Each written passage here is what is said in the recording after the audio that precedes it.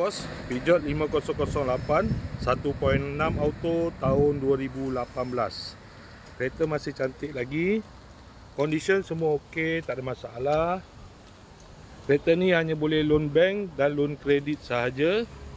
Kalau nak beli cash pun boleh. Kalau berminat boleh datang kedai, tengok kereta, boleh test drive. Kereta ni accident free, boleh jalan jauh, tak ada masalah. Jom kita tengok bahagian dalam. Kereta ni ada waranti 1 tahun. Dalam masih cantik lagi, leather seat, 7 seater.